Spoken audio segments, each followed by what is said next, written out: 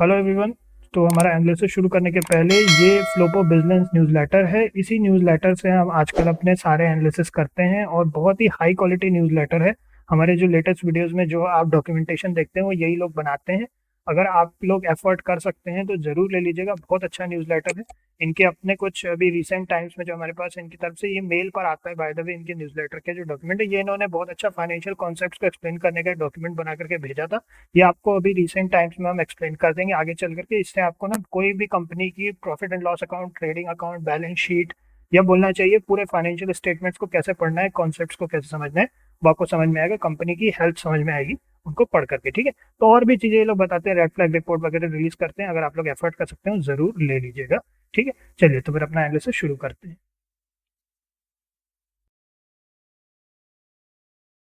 चलिए तो फिर शुरू करते हैं।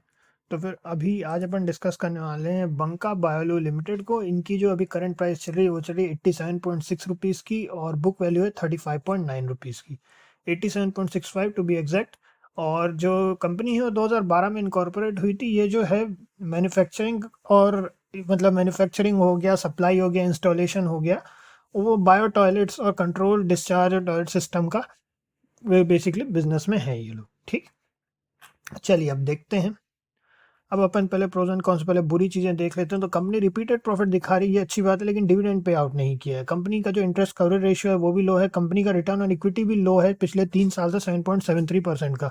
और प्रोमोटर होल्डिंग भी डिक्रीज हुई लास्ट 3 ईयर से -4.11%। अच्छी चीजों में डेटर डेज इंप्रूव हुए, 144 डेज से कम होकर के 101 डेज हो गए हैं।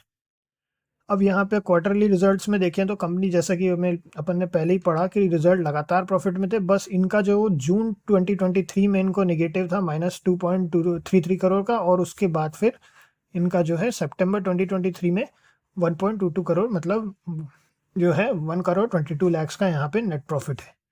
तो ज़्यादातर क्वार्टर इनके प्रॉफिट में, बस एक ही क्वार्टर था जो निगेटिव में था, जून 2023। अब ईयर बाय ईयर बेसिस पर अगर देखें तो हर ईयर प्रॉफिटेबल है। ओवरऑल 2.54 करोड़ का यहाँ पे प्रॉफिट है। उसके पहले 3.11 करोड़ का प्रॉफिट था, उसके पहले 2.20 करोड़ का प्रॉफिट था। तो हर ईयर जो है प्रॉफिटेबल है इनका। चलिए अब देखते हैं। अब कैश फ्लो की बात करें तो निगेटिव कैश फ्लो है -3.44 करोड़ का। उसके पहले भी नेगेटिव कैश फ्लो ही था, तो कैश फ्लो इनका हर ईयर में नेगेटिव रहा है। जो इनका सबसे ज़्यादा पॉजिटिव कैश फ्लो रहा है 2023 में वो हुआ है ऑपरेटिंग एक्टिविटी से 7.35 करोड़ का। और सबसे ज़्यादा नेगेटिव जो गया है वो गया है -7.46 करोड़ इन्वेस्टिंग एक्टिविटी से। अच्छा, अगर इसको और डिटेल में किसी को पढ़ना चाहें तो कोई भी इधर से अपन देख सकते हैं कि हाईएस्ट कहाँ से हुआ है।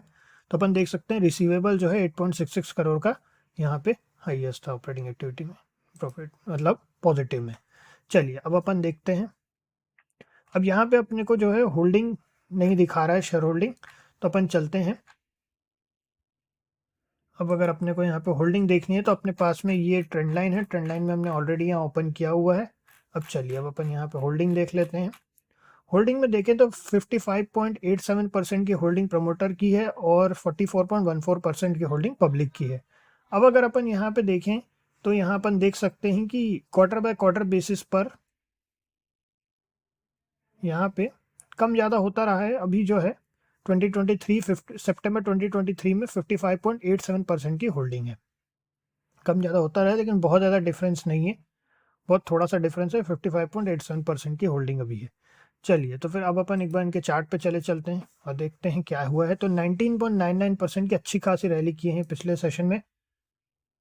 अब अगर हमें कुछ सेफ अगर हमें इसमें करना होगा तो हम 93.80 के बाद ही कुछ भी प्लान करेंगे, और अगर उसके बाद में सब कुछ सही रहता है तो 103.45 के बाद, तो 93.80 के बाद ही हम कुछ भी प्लान करेंगे।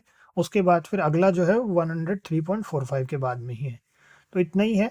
एसएल का ध्यान रखेंगे, जस्ट बिकॉज की प्राइस लो है तो क्वांटिटी का भी ध्यान रखें, कि कई बार प्राइस लो होती है तो ज़्यादा क्वांटिटी परचेज करने की इच्छा होती है, ऐसा नहीं करना है। हमेशा अपने एसएल को देख करके चलिएगा। और अगर 1% का एसएल लेकर के चलते हैं तो जितने की भी क्वांटिटी लेते हैं उस हिसाब से देखें कि क्या आप उतना एसएल एफर्ट कर सकते हैं। और इतना ही है इसमें। तो हमारा वही 93.80 के बाद हम पहला प्लान है, और उसके बाद फिर 103.45 के बाद। तो इतना ही है, फिर नेक्स्ट मिलते हैं आप लोगों से। ओके।